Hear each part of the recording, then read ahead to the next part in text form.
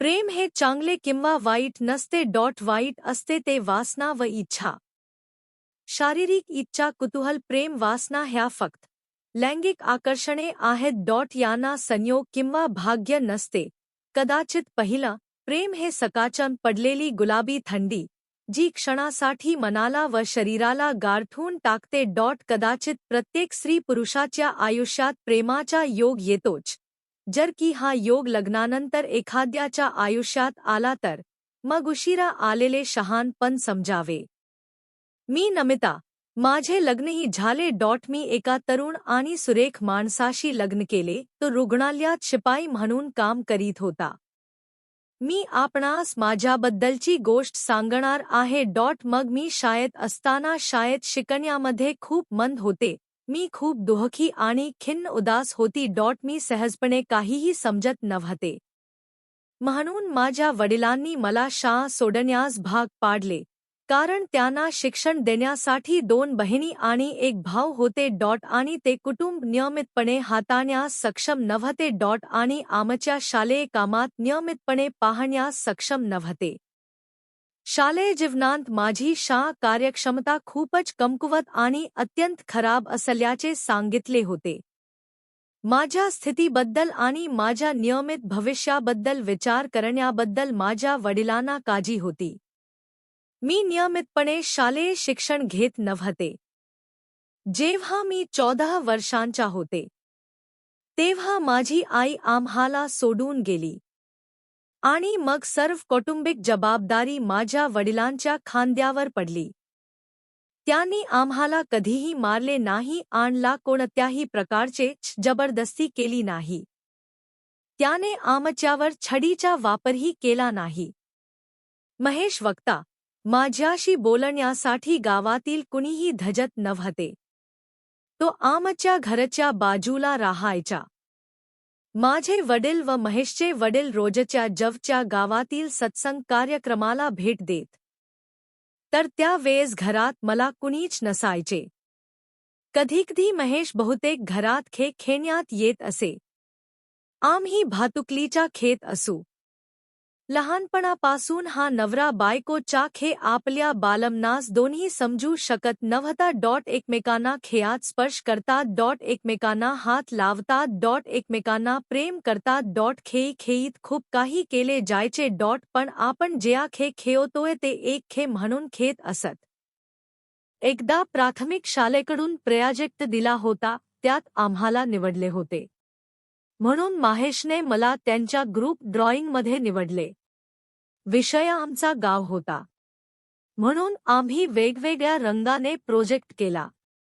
आमच्या शाळेतील चित्रकला शिक्षकाने आम्हाला निर्देश दिल्याप्रमाणे सर्व काही दर्शविले. मी आणि महेश या विषयावर आणि गावाच्या कामगिरीबद्दल विचार करीत होतो.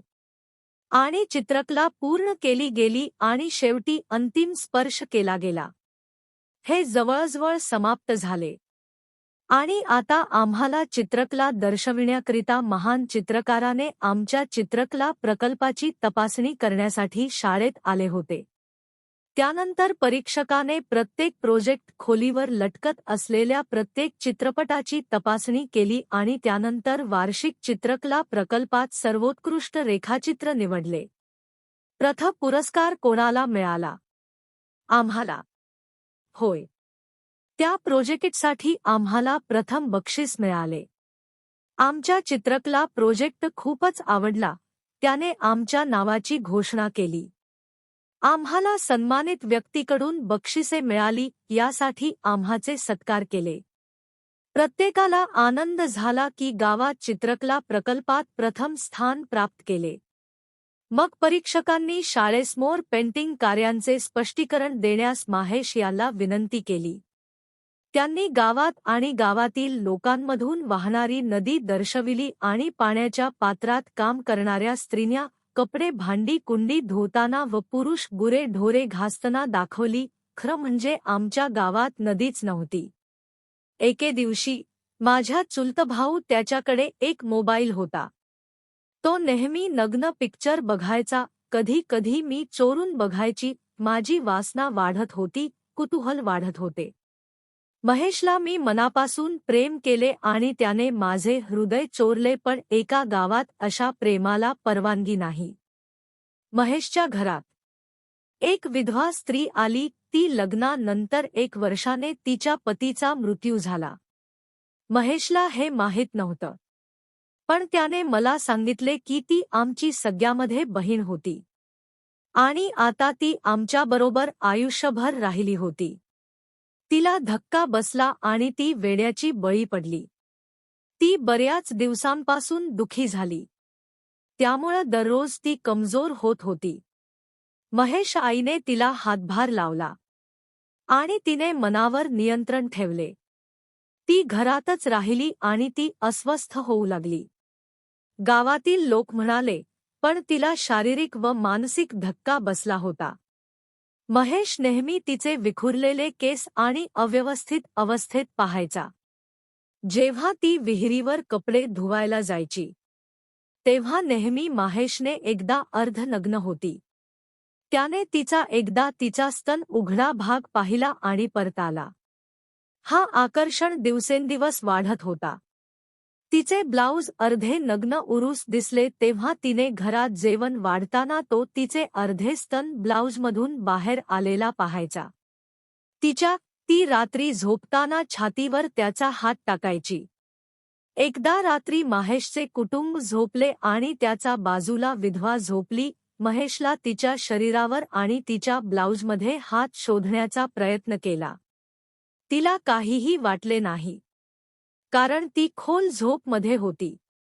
महेश तिच्या स्पर्शाने तीव्र भावनांवर नियंत्रित होत नव्हते. एके दिवशी माझे वडील घरी नव्हते, म्हणून मी आणि बहीण, भाऊ आणि माझे आई घरी होतो. म्हणून रात्री माझ्या आईने महेशला रात्रीच्या वेळी आमच्या सोबत झोपायला बोलावले. मी महेशच्या बाजूला आणि आईला चिकटून होतो. मागोमाग बहीण व बाई होते. रात्रीच्या वेळी आईने तिची बाजू बदली व ती महेशच्या दिशेला फिरली. महेशली हात खांद्यावर हात टाकायची सवय होती. त्याने मी समजून माझ्या आईवर हात टाकाला व तिचे स्तन दाबू लागला. त्याच वेळी मग त्याने माझ्या ठिकाणी भाऊला झोपवले. मग आम्ही दोघे कोपऱ्याकडे महेशचा हात पोचणार नाही अशा अंतरावर झोपलो. दिवशी महेशच्या घरात कोणीही नव्हते. त्याने मला त्याच्या घरी बोलावले. आम्ही दोघे नवरा बायकोचा खेळ खेळत होतो आणि त्याने माझे छाती दाबली आणि शरीरावर चुंबन घेतले. मी त्याच्या वागण्याचा विचार केला नाही. आम्ही एका बेडशीटमध्ये झोपलो. माझ्या कुटुंबाने मला संपूर्ण दिवस शोधाशोध चालू होती. मग माझ्या चुलत भावाने संशय घेतला. एके दिवशी महेशच्या घरात कोणीही नव्हते. त्याने मला त्याच्या घरी बोलावले. आम्ही दोघे नवरा बायकोचा खेळ खेळत होतो आणि त्याने माझे छाती दाबली आणि शरीरावर चुंबन घेतले. मी त्याच्या वागण्याचा विचार केला नाही. आम्ही एका बेडशीटमध्ये झोपलो. माझ्या कुटुंबाने मला संपूर्ण दिवस शोधाशोध चालू होती. मग माझ्या चुलत भावाने संशय घेतला आणि महेश घराकडे जाण्याचा मार्ग शोधला. आम्ही दोघे एकाच वेळी कपडे घालून आणि नग्न कपडे घातले होते, पण नंतर त्यांनी माझ्या वडिलांकडे तक्रार केली. आमच्या दोघेही नग्न स्थितीत पाहून त्याने आम्हाला ब्लॅकमेल केले. एके दिवशी तो मला वापरायची प्रयत्न करीत होता. त्याने माझ्या छातीला स्पर्श करण्याचा देखील प्रयत्न केला आणि त्यांनी मला प्रथम ब्लू फिल्म दाखविली आणि ते बारबार पाहण्यासाठी पागल झाले. एक दिवस मी माझ्या शरीराला स्पर्श करण्यास नकार दिला नाही तर तो माझे रहस्य उघडे केले असते. मी त्याला सहकार्य देतो. एकदा माझ्या वडिलांनी माझ्या चुलत भाऊ आणि मला दोघांना पाहिले. तो माझ्याशी दुर्व्यवहार करीत होता. मग वडिलांनी त्याला मुंबईला रवाना केले. काही दिवसांनी मलाही मुंबईला पाठवले. महेशला भेटण्याची माझी इच्छा वाढत होती. अखेर तो योग आला. किती वर्ष आम्ही एकमेकांना भेटलो नाही. महेशला भेटण्याची माझी इच्छा वाढत होती. अखेर तो योग आला. किती वर्ष आम्ही एकमेकांना भेटलो नाही. मनुष्याकडून चूक होते, पण त्याच्याकडे आकाशात मर्यादा देखील आहे. ज्याची इच्छाला मर्यादा नाही. तुम्हालाही इच्छा वाटली पाहिजे अशी इच्छा असलेल्या दुःखाची इच्छा जगाला आवडते. जे प्रेम साधकांना भाग्य मिळवून देते तेच खरे प्रेम पूर्ण करतात. आणि इच्छा असलेल्या देवाशीही आकाशात झगडतो. चांगल्या हेतूने चांगले, वाईट हेतूने वाईट घडते. पुढचे 10 वर्ष मी आता माझ्या वडिलांसह मुंबईत होतो. मी आता 18 वर्षांची मुलगी होती. वरीलप्रमाणे माझ्या वडिलांनी मला कोणाशी लग्न करायचं ठरवलं होतं. म्हणून लग्नानंतर माझे व्यसन कमी होईल, पण सगळ्यांनाच चांगली स्वप्न पडत नसतात. खरं म्हणजे घडली तसेच माझ्यासोबत भाऊ व वडील आणि उर्वरित सदस्य गावाकडे गेले. रात्री वडील नाईट शिफ्टला जायचे. त्या रात्री महेश मला भेटायला आला 5च्या दरवाजातून. आता तो माझ्यासोबत संपूर्ण रात्र आणि भाऊ प्रत्येक दिवस रात्री पडलेल्या स्वप्नासारख्या, आश्चर्यकारक स्वप्नासारखे दूर गेले. संपूर्ण दिवस निघून जातो पण रात्र सरत नाही, म्हणतात ना रात्र वैऱ्याची. रोज रात्री भाऊ झोपल्यावर महेश 5च्या दरवाजाकडून आत यायचा. माझा भाऊ झोपला की आम्ही दोघे एकमेकांना स्पर्श करत होतो आणि प्रथमच मला एक कपड्यात झोपायला लागलो. प्रथमच महेशने माझे कपडे काढले आणि मला माझ्या नग्नतेत बघितले. त्या रात्रीपासून महेश वेडा केला. जर शेजाऱ्यांनी त्याला पाहिले तर ते सगळीकडे पसरले जाईल, म्हणून अंधारात निघून जाण्यापूर्वी माझ्या भावाच्या झोपेतून उठायची आधी. सकाळी निघून जायाच, सकाळ उजडण्याआधी त्याला घरी जावे लागण्याचे. महेशने कामाची शिफ्ट नाईट शिफ्ट घेतली होती. रात्री कामाच्या ऐवजी तो दर रात्री माझ्या खोलीत येत असे. एके दिवशी पाऊस खूप होता, मी कामाला लागली होते. एके दिवशी त्याने मला रूममध्ये बोलवले. त्याचा घरी कोणी नव्हते. कोणीतरी महेश भावाला फोन केला की तो रात्री घरी आला. त्याने दरवाजा ठोकवला. महेश गडबडून जागा झाला. त्याने मला रात्रीच्या पोटमालावर लपवून ठेवले. सकाळी उठताच त्याचा भाऊ ड्युटीवर गेला. मी कशीबशी 5च्या दरवाजाने सटकली. माझ्या वडिलांनी मला विचारले की एवढ्या रात्री कुठे होती. मी सांगितले की मैत्रिणीकडे पावसामुळे ट्रेन बंद होत्या. पावसाचा सीजन वडिलांनीही मान्य केले. त्या दिवशी खरोखरच रेल्वे गाडी बंद होत्या. महेशला माझ्याबरोबरही लग्न करायचा होते, पण तरीही मी हाताबाहेर गेली होते. महेश एकदा माझ्या मोबाईलवरील नंबर तपासत होता. महेश म्हणाला की लवकरच माझ्याशी लग्न करणार आहे. एकदा तो माझा मोबाईल चेक करतो, त्यात एका मुलाचा मिसडकॉल होता. महेश त्या फोनवर कॉल करतो. मला माहीतच नव्हते तो कोणाचा नंबर होता. महेशने फोन डायल केला. कोणाचा हा नंबर? महेश म्हणतो. तू कोण बोलतोस आहेस? तू एवढे फोन का करतोस? माझे तिच्याशी लग्न होणार आहे. दुसरा मुलगा म्हणाला. लग्न करायचे असेल तर तिच्याशी लग्न करू नका असे सुचविले. तिला लग्न करायचे नाही. तिला फक्त शरीर सुख हवं. जर तुम्हाला खरं चित्र बघायचं असेल तर आज मी तिला लॉजमध्ये भेटण्यासाठी बोलावले आहे. या ठिकाणी जेमतेम संध्याकाळपर्यंत थांबून मी तिच्या विरोधात निकाल आणि पुरावा देईन. महेश तिथे लपलेलाही होता हे मला माहीत नव्हते. संध्याकाळी मी त्या ठिकाणावर रिक्षाने येते. तेव्हा मी तिथे वाट पाहत होते. महेशनी माझ्या वडिलांना बोलावले घटनास्थळी. महेश लग्नाला नकार दिल्यामुळेच माझ्या वडिलांनी माझ्याबद्दल राग अनावर झाला होता. ती कधीच चांगली बायको होणार नाही, फोनवरचा मित्र बोलला.